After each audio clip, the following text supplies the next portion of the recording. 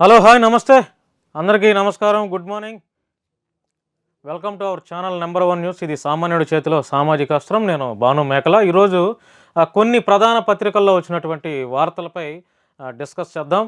ఎలాంటి వార్తలు వచ్చాయి, ఎవరి మీద ప్రచారాలు చేస్తున్నారు, ఎవరి గురించి మాట్లాడుతున్నారు ఒకసారి చూద్దాం.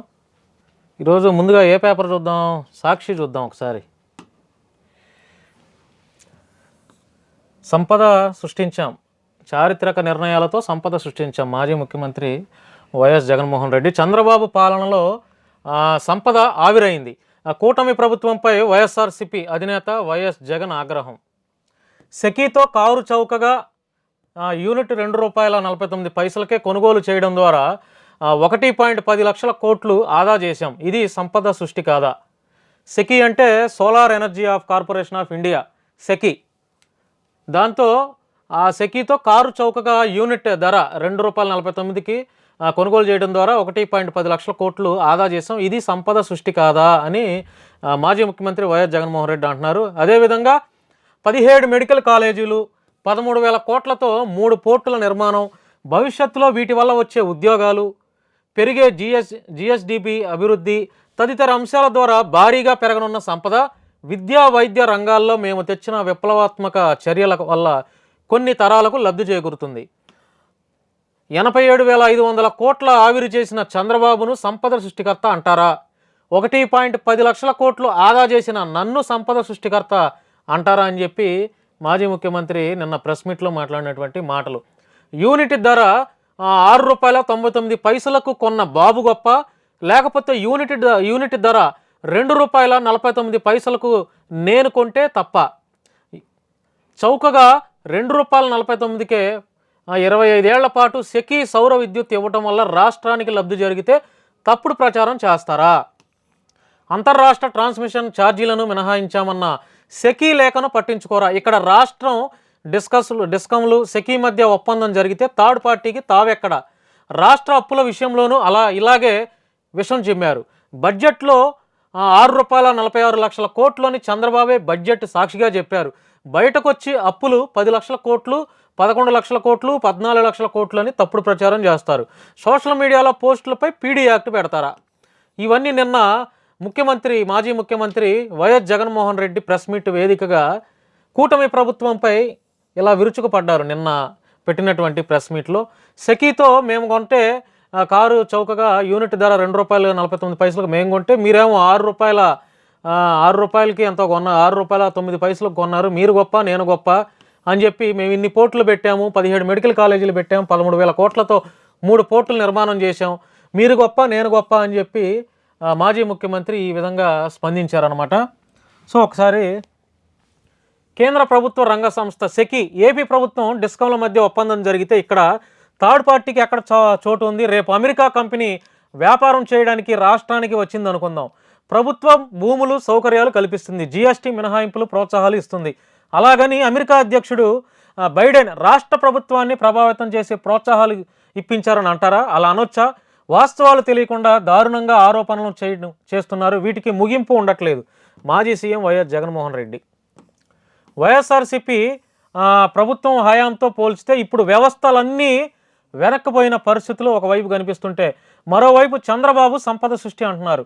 రాష్ట్రానికి అదనపు ఆదాయం వచ్చేలా ప్రభుత్వం ఏవైనా కార్యక్రమాలు చేయగలిగితే దానిని సంపద సృష్టి అంటారు. రాష్ట్ర పురోగతిని మనసులో పెట్టుకుని రాష్ట్రం భవిష్యత్తులో ఇంకా ఎక్కువ డబ్బులు సంపాదించే మార్గాలు ఎక్కడ ఉన్నాయని ఆలోచించి ఆచరణలో పెట్టింది వైఎస్ఆర్సీపీ హయాంలోనే.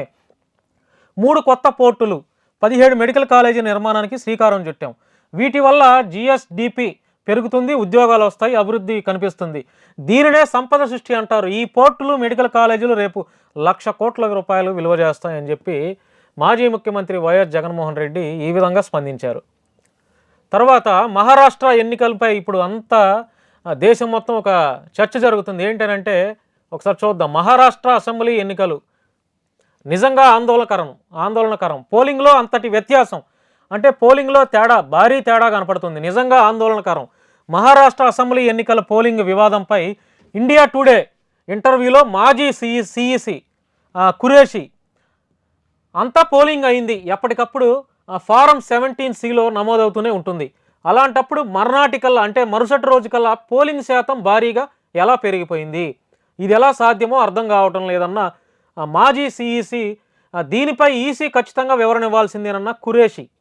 ఈవీఎంల పనితీరుపై ఇప్పటికే దేశవ్యాప్తంగా అనుమానాలున్నాయి. ఎన్నికల ప్రక్రియను మరింత పారదర్శకంగా మార్చాల్సిన అవసరం ఉంది. లేదంటే మొత్తం వ్యవస్థల మీదే ప్రజలకు నమ్మకం పోతుందని ఆందోళన. వాస్తవానికి ఈవీఎంల మీద ఇప్పుడు ప్రధానంగా చర్చ జరుగుతుంది దేశం అంతటా కూడా. ఎందుకంటే మొన్న ఆంధ్రప్రదేశ్లో 2024లో జరిగినటువంటి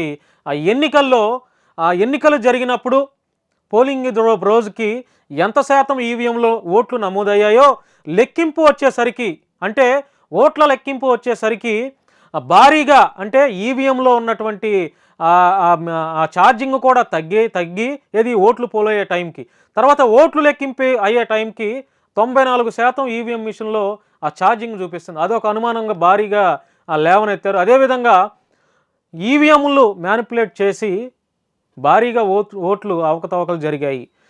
నియోజకవర్గాల్లో గెలవలేని వారు కూడా ఈవీఎంల సహాయంతో గెలిచారనే ఒక చర్చ అయితే చాలా బహిరంగంగా ప్రధానంగా వినపడుతుంది. మొత్తానికి ఏపీలో ఈవీఎం స్కామ్ జరిగింది అనే ఆరోపణలు అయితే చాలా పెద్ద ఎత్తున వెలువడుతున్నాయి. అట్ ద సేమ్ టైం ఇప్పుడు మొన్న జరిగినటువంటి మహారాష్ట్ర ఎన్నికల్లో కూడా అక్కడ కాంగ్రెస్ అభ్యర్థికి ఒక ఓటు కూడా పడలేదని చెప్పి అక్కడ ఆ కాంగ్రెస్ అభ్యర్థి యొక్క అభిమానులే కావచ్చు, కాంగ్రెస్ పార్టీకి సంబంధించిన వారే కావచ్చు, డౌన్ అంటూ నినాదాలు చేశారు. ఇప్పుడు దానిపైనే ఆ మహారాష్ట్ర ఎన్నికలపైనే ఈసీ మాజీ ఈసీ ఖురేషి ఘాటుగా స్పందించారు. ఎందుకంటే ఈవీఎంల మీద అనుమానం ఉంది, ఎన్నికల ప్రక్రియను మరింత పారదర్శకంగా మార్చాల్సిన అవసరం ఉంది, లేదంటే మొత్తం వ్యవస్థల మీదే ప్రజలకు నమ్మకం పోతుందని చెప్పి ఆయన చాలా ఘాటుగా స్పందించాడు. ఏదైనా సరే ఈవీఎంలు ఉన్నంతకాలం దేశంలో, రాష్ట్రాల్లో, దేశాల్లో ఎక్కడ ఎన్నికలు పెట్టినా కూడా ఒక పార్టీనే గెలుస్తుంది. ఆ పార్టీ ఏంటో మీకు తెలుసు, నేను చెప్పవసరం లేదు. సో ఇప్పుడు ఎన్నికలు అయిపోయినాయి. రాబోయే రోజుల్లో 2027 ఒకే దేశం ఒకే ఎన్నిక, మొత్తం జమిలీ ఎన్నికలు పెట్టాలని కేంద్రం నిర్ణయిస్తున్నట్టుగా మనందరికీ తెలుస్తుంది. ఇప్పుడు ఒకే దేశం ఒకే ఎన్నిక అంటే అన్ని రాష్ట్రాల్లో ఒకసారి ఎన్నికలు, ఆ ఎన్నికలు జరిపే విధంగా జమిలీ ఎన్నికలు 2027లో వస్తాయని చెప్పి అదొక ప్రచారాన్ని అయితే చాలా గట్టిగా వినిపిస్తుంది. సో అప్పటికైనా సరే బ్యాలెట్ ద్వారానే ఎన్నికలు జరిగితే అప్పుడు చాలా బాగుంటుంది, ప్రజలకు కూడా నమ్మకం కలుగుతుందని చెప్పి ఈసీ స్పందించిన స్పందనలో ఉన్నటువంటి విషయం మనకు అర్థమవుతుంది. లేదు ఈవీఎంలే మరొకసారి కూడా రాబోయే రోజుల్లో కూడా ఈవీఎంల ద్వారా ఎన్నికలు జరిగితే మాత్రం అంతా గోలుమాలు అయిపోతాయి. సో ఇంకేం వార్తలు వచ్చినాయో చూద్దాం. జార్ఖండ్ సీఎంగా హేమంత్ సోరెన్, 14వ సీఎంగా జార్ఖండ్ ముక్తి మోర్చాకు చెందిన గిరిజన నేత హేమంత్ సోరెన్ ప్రమాణ స్వీకారం చేశారు. రాంచీలో జరిగిన కార్యక్రమంలో సోరెన్తో గవర్నర్ సంతోష్ కుమార్ ప్రమాణ స్వీకారం చేయించారు.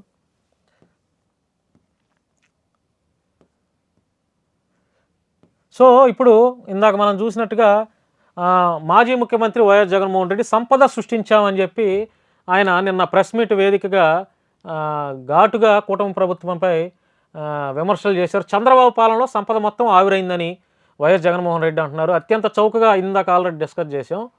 సో దానికి సంబంధించినటువంటి ఈ solar energy corporation of India ప్రాజెక్టుకు సంబంధించి యూనిట్ ధర మేము ₹2.49కే కొంటే చంద్రబాబు మాత్రం ₹6.99 కొన్నారు. ఆయన సంపద సృష్టించాడా లేకపోతే నేను సంపద సృష్టించానా?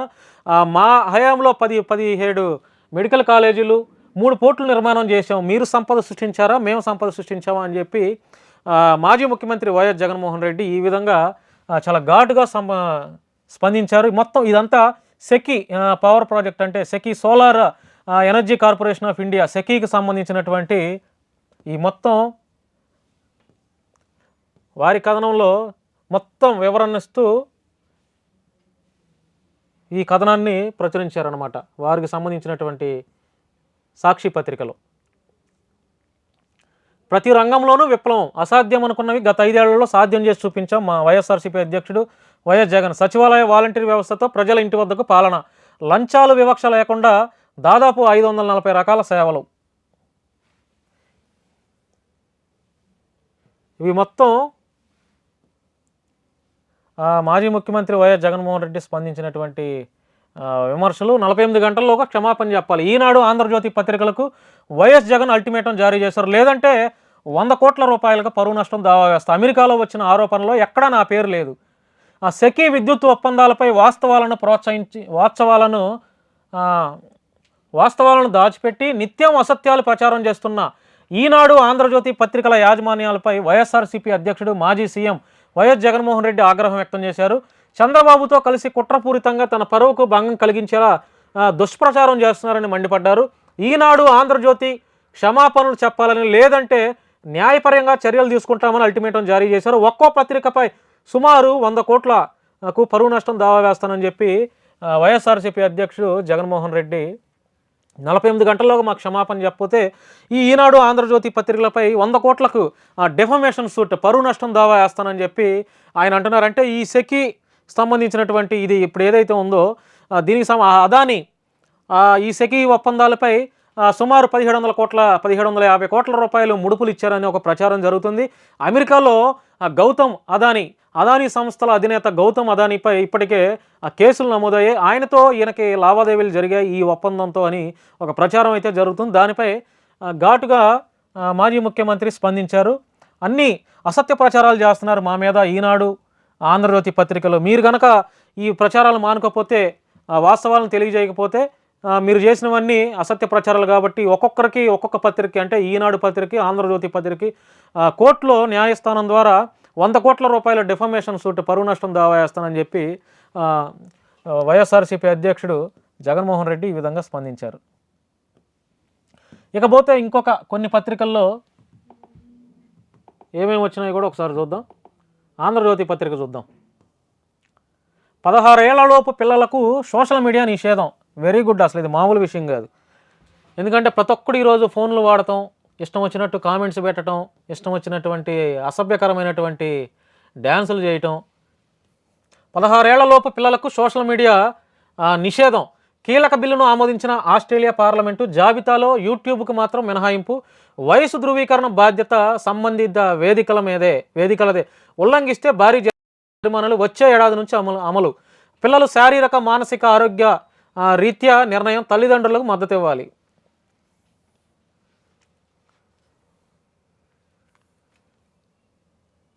లోక్సభలో కొత్త కళ ఏంటి ఒకసారి ఈ వార్త చూద్దాం. లోక్సభలో కొత్త కళ. సభ్యురాలిగా ప్రియాంక ప్రమాణం. గ్యాలరీ నుంచి వీక్షించిన సోనియా. ప్రియాంక గాంధీ లోక్సభలో కొత్త కళ అంట. సభ్యురాలిగా ప్రియాంక ప్రమాణ స్వీకారం. గ్యాలరీ నుంచి వీక్షించిన సోనియా గాంధీ. పార్లమెంట్లోకి వస్తుండగా ఫోటోలు తీసిన అన్న రాహుల్ గాంధీ. ఇండియా కూటమిలో చిచ్చు. కాంగ్రెస్కు రబ్బర్ స్టాంపుగా ఉండం. పార్లమెంటు స్తంభనపై మమత ఆగ్రహం. ఆత్మవిశ్వాసంతోనే మహారాష్ట్రలో ఓటమంట. జే ట్యాక్స్ పోయింది, మద్యం ధర తగ్గింది. జే ట్యాక్స్ అంటే జగన్ ట్యాక్స్ అని ఈ కథనం యొక్క సారాంశం. జే ట్యాక్స్ పోయింది, మద్యం ధర తగ్గింది. తాజాగా రేట్లు తగ్గించిన 3 పాపులర్ బ్రాండ్లు కంపెనీల ప్రతిపాదనలకు ఎక్సైజ్ ఆమోదం. వెంటనే అమల్లోకి రానున్న కొత్త ధరలు. క్వార్టర్పై 30 రూపాయలు, ఫుల్ బాటిల్పై 200 తగ్గింపంట. గత ప్రభుత్వంలో తాడేపల్లికి కప్పం కట్టేందుకు జనం నుంచి పిండేశారు. ప్రభుత్వం మారడంతో కమిషన్లు మాయం. 3 రోజుల్లో మరో 2 కంపెనీకు ధరలు తగ్గుదల. అసలు ఈ మద్యం మీద ఎన్ని వేల కోట్ల రూపాయలు ప్రభుత్వానికి ఆదాయం వస్తుందంటే అసలు కౌంట్లెస్ అనమాట. అంటే చెప్పలేం. మద్యం మీద అన్ని వేల కోట్ల రూపాయల ఆదాయం ప్రభుత్వానికి వస్తుంది ప్రతి ఏటా, ప్రతి నెల. సన్మానం చేయాలా ఏంటో ఇది. ట్రాన్స్మిషన్ ఛార్జీలు లేవంటూ జగన్ బుకాయింపు. నెట్వర్క్ ఛార్జీలు ఉంటాయని నాడే చెప్పిన కార్యదర్శి. 2021లో యూనిట్ సౌర విద్యుత్ ₹2.14, ₹2.49 పాతికేళ్ళు కొనడం రాష్ట్రానికి భారం కాదా? సో వారి పత్రికలో జగన్ సెకీ ఒప్పందంపై ఆయన శైలిలో స్పందించారు. ఇది కూటమి ప్రభుత్వానికి సంబంధించినటువంటి ఈ పత్రికలో ఇందుకు వ్యతిరేకంగా అంటే టోటల్గా మరి అది వాస్తవాలు అనుకోవాలా, ఇవి వాస్తవాలు అనుకోవాలా, ప్రజలే మీరే డిసైడ్ చేసుకోండి ఏం జరుగుతుంది రాష్ట్రంలో అనేది. వెంకటరామరెడ్డి మందు పార్టీ అంట. ఎక్కడిది? అనుమతి లేకుండా విందు, ఫుల్లుగా మందు. అరెస్టు చేసిన ఎక్సైజ్ అధికారులు. సచివాలయ క్యాంటీన్. ఉద్యోగులకు ఇచ్చిన మందు పార్టీలో వెంకటరామరెడ్డి. ఎన్నికల్లో ప్రలోభాలు. ఈగల్ సైన్యం ఈజీఈఎల్ అంటే ఇదేంటంటే గంజాయి కట్టడికి 459 మందితో ప్రత్యేక పోలీసు బృందం గంజాయి కట్టడికి ఈగల్ సైన్యం సిద్ధం. ఆకే రవికృష్ణ గారు అధిపతిగా ఐజీ ర్యాంక్ అధికారి ఆకే రవికృష్ణ. ప్రతి జిల్లాలో ఈగల్ సెల్, 5 ప్రత్యేక కోర్టులు. మత్తురహిత రాష్ట్రంగా ఏపీని తీర్చిదిద్దడమే లక్ష్యం. సాగు నుంచి వినియోగం వరకు ఉక్కుపాదం. ప్రజల్లో చైతన్యం తెచ్చేందుకు మహాసంకల్పం సభలు. డ్రగ్స్ సమాచారం ఇచ్చేందుకు 1972 టోల్ ఫ్రీ నెంబరు పెట్టారు. అహర్నిశలు శ్రమిస్తాం రవికృష్ణ. వైసీపీ ప్రభుత్వ హయాంలో రాష్ట్రంలో విచ్చలవిడిగా సాగైన గంజాయి తోటలు ఇకపై కనిపించకూడదని కూటమి ప్రభుత్వం నిర్ణయించింది. దేశవ్యాప్తంగా అక్రమ రవాణా చేసిన వాహనాలు ఇకపై కదలడానికి వీల్లేదని స్పష్టం చేసింది. స్మగ్లర్లు రాష్ట్రంలో ఉండటానికి ఎట్టి పరిస్థితుల్లోనైనా అవకాశం లేదని తీర్మానించింది. మత్తు పదార్థాల విక్రయాలను మాటే అసలు వినిపించకూడదని చెప్పి కూటమి ప్రభుత్వం. ఏదేమైనా కూడా మన ఆంధ్రప్రదేశ్లో మరి గంజాయి ఎక్కడి నుంచి వస్తుందో తెలియదు, కానీ విశాఖ కేంద్రంగా గంజాయి ఎక్కువ రవాణా జరుగుతుందనే ఒక ప్రచారం అయితే జరుగుతుంది. ఆంధ్రప్రదేశ్లో గంజాయికి డ్రగ్స్కి విపరీతంగా బానిసలైనటువంటి యూత్ వారి కెరియర్ను కూడా పోగొట్టుకుంటున్నారు. వారి కెరియర్ అంటే ఎక్కువగా చదువుకునే యువతి యువకులు కూడా యూత్లో అంటే ఇద్దరు మగ ఆడపిల్లలు అబ్బాయిలు ఇద్దరు గంజాయికి డ్రగ్స్కి బానిస అవుతున్నారు, ఎక్కువగా చదువుకునే వాళ్ళు. వాటిపై ఉక్కుపాదం మోపింది కూటమి ప్రభుత్వం. అసలు గంజాయి డ్రగ్స్ సప్లై చేసే వెహికల్స్ కూడా కనపడకుండా చేస్తామని చెప్పి వీళ్ళు ఘాటుగా స్పందిస్తున్నారు. దీనికోసం 459 మందితో ప్రత్యేక పోలీసు బృందాన్ని ఏర్పాటు చేశారు.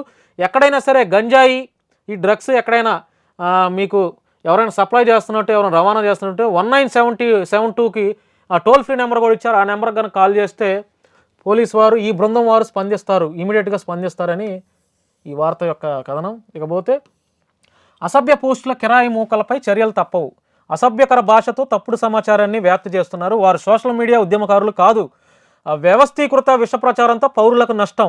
విజయ్ బాబు పిల్లి వెనుక రాజకీయ దురుద్దేశం. హైకోర్టు ఆగ్రహం, వ్యాజ్యం కొట్టివేత, 50,000 రూపాయలు జరిమానా. సోషల్ మీడియా గురించి వదిలేటట్టు కనపడట్ల మొత్తానికి. లోక్సభలో కొత్త కళ సభ్యురాలుగా ప్రమాణ స్వీకారం చేసిన ప్రియాంక గాంధీ. పార్లమెంట్లోకి వస్తుండగా ఫోటోలు తీస్తున్న రాహుల్ గాంధీ. ఇంకేం వచ్చినాయి? 16 ఏళ్ళలోపు పిల్లలకు సోషల్ మీడియా నిషేధం. ఓకే. మహా సీఎంపై కొనసాగుతున్న సస్పెన్స్.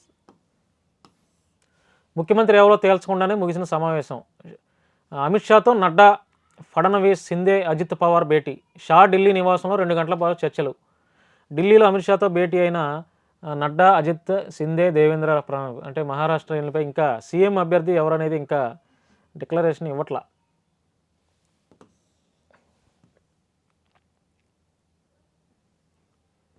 ఇంకేమొచ్చినాయి? ఇంకా రోడ్లు ఎక్కిన జూనియర్ వైద్యులు ఏంటంట చూద్దాం ఒకసారి ఈ వార్త.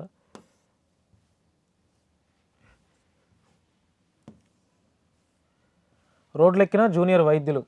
కర్నూలు కలెక్టరేట్ ఎదుట జూనియర్ డాక్టర్లు భారీ ర్యాలీ అంట. వైద్య కళాశాల ఆక్రమణలను అరికట్టాలి. కర్నూలు కలెక్టరేట్ ఎదుట జూనియర్ డాక్టర్ల భారీ ఆందోళన. రోడ్లెక్కిన జూనియర్ వైద్యులు. కేఎంసీని కబ్జాదారుల నుంచి కాపాడాలంటూ భారీ ర్యాలీ.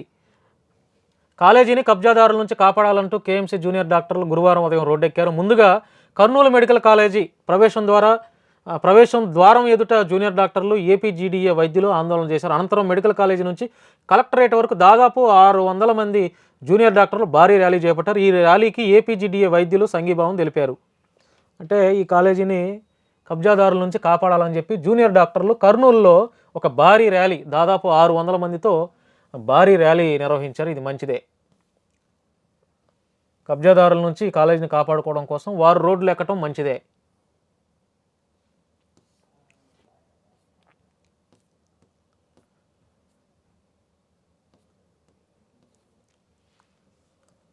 సరిలేరు మీకెవ్వరు.